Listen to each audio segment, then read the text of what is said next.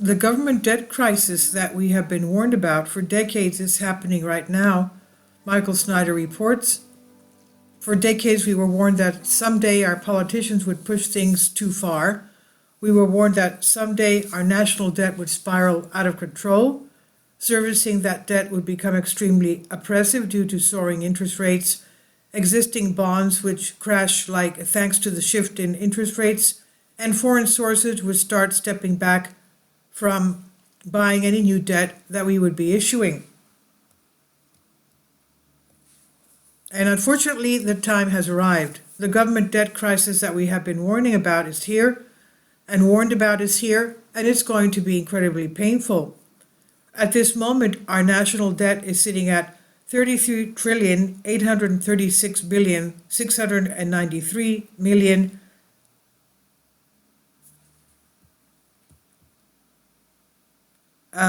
some odd. Basically, it's at 34 trillion. Now, it's probably going to hit 34 trillion by the end of this year. And to put this into perspective, when Barack Obama first entered the White House, we were about $10 trillion in debt. We're literally committing national suicide, but for a long time, most Americans didn't really care because we were not experiencing any serious consequences. But now the party is ending. Thanks to rapidly rising interest rates, U.S. Treasury bonds are in a bear market worse than the dot-com bust and almost as bad as 2008. Elementary economic forces, too much supply and not enough demand, have collided to create the worst stretch for U.S. government bonds since the Civil War. The government keeps borrowing to cover its budget deficits, while once reliable buyers of that debt, both at home and abroad, have pulled back. The result? Investors are demanding the steepest yield since 2007. Auctions of fresh bonds that were once routine are now going terribly. The bond portfolios are getting absolutely hammered. The longest dated Treasury bonds are in a bear market worse than the dot-com bust and almost as bad as 2008. A bond crash normally precedes a stock market crash, and that's exactly what happened in 2008, and it appears that the same pattern is being reproduced now. So if you have a lot of money in the stock market, you may want to brace yourself for what is ahead.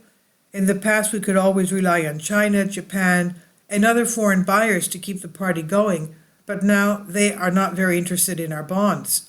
China and Japan, once reliable buyers of treasury bonds, have been selling them to prop up their weakening currencies. A decade ago, they held more than 22% of U.S. government bonds. Today, it's only 7%. The Ukraine war has dampened demand among Eastern European buyers, said Steve Ricciuto, the chief U.S. economist at Mizio. An increasing U.S. oil production means fewer petrodollars in the Middle East to be reinvested through the Treasury market. U.S. banks, too, are stepping back. I certainly can't blame our banks for stepping back from buying more bonds. Thanks to the dramatic shift in interest rates that we have witnessed, they're sitting on hundreds of billions of dollars in unrealized losses. So who's going to buy our debt in 2024 and beyond? That's a very good question. The servicing the debt that we have already accumulated is becoming a major problem.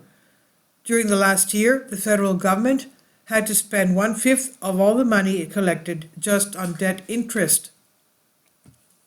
The U.S. federal government has borrowed so much money that over the past year it has had to spend 1/5 of all the money it collected just on debt interest, which came to almost $880 billion. Americans paid some $450 billion less in income taxes for the year, trapping the government in the pincers of a fiscal crunch. The country teeters on the brink of a debt spiral that could devolve into a fiscal crisis or hyperinflation, several economists told the Epoch Times. The problem is serious because, any way you cut it, taxpayers are paying interest on the mountain of debt that has been accumulated, says Steve Hank, professor of applied economics at Johns Hopkins University. In short, they're paying something for nothing. In 2024, the U.S. government will spend well over $1 trillion just in interest on the national debt, That was not supposed to happen until 2030. A day of reckoning has arrived, and it's just a matter of time before the entire system comes crashing down like a house of cards. This isn't going to be just another financial crisis. As James Rickards has aptly noted, what we will soon experience will be qualitatively different from anything we have ever experienced before. The next financial crisis will not be merely a bigger version of 1998 and 2008 crises. It will be qualitatively different. It will encompass multiple asset classes on a global scale. It will exhibit inflation not seen since the 1970s, insolvency not seen since the 1930s, and exchange shutdowns not seen since 1914. State power will be summoned to contain panic. What Rickards is describing is a full-blown economic collapse. So what will our society look like once such a scenario unfolds? Already, economic conditions have deteriorated so dramatically that demand at local food banks has risen to unprecedented levels in some cities. The demand for local food banks is on the rise as soaring prices impact average Americans under President Joe Biden. The increasing demand for food banks demonstrates how soaring inflation driven by Bidenomics negatively impacts lower income families. We're seeing unprecedented demand. Jackie DiCarlo, chief executive of Manna Food Center, told the Washington Post on Monday, "If things are this bad now, what will we be facing a year or two from now? At this point, there is no escape. All our politicians can do is to keep the party going for as long as they possibly can. They knew that they were destroying our financial future, and they also knew that they could not keep borrowing and spending insane amounts of money forever." Of course, nobody can say that we weren't warned. People like me have been relentlessly warning about our financial condition for years, and now I'm warning about what is coming in the aftermath of the approaching financial meltdown. Our leaders tried to outrun the basic laws of economics for a long time, and for a while they were flying high. But now reality has caught up with them, and we are all going to pay a very bitter price for their crimes. This is by Michael Snyder, and he says about the author, "My name is Michael, and my brand new book entitled Chaos is now available in paperback and for Kindle on Amazon.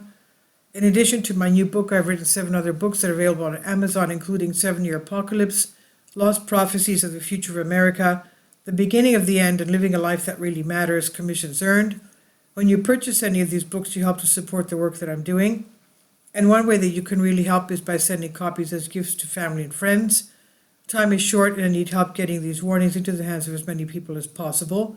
I've also started a brand new Substack newsletter, and I encourage you to subscribe so you won't miss any of my articles. I've published thousands of articles on the Economic Collapse blog, End of the American Dream, and the most important news. And the articles that I publish on those sites are republished on dozens of other prominent websites all over the globe.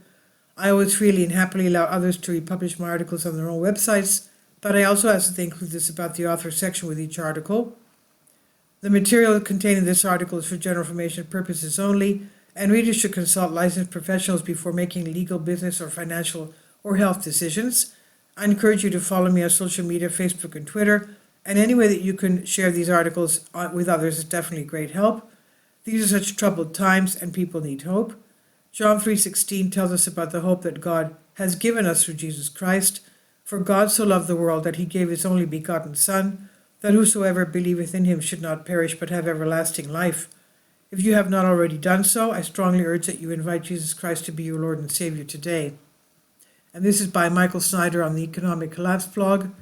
Please leave your comments. Thank you for your support.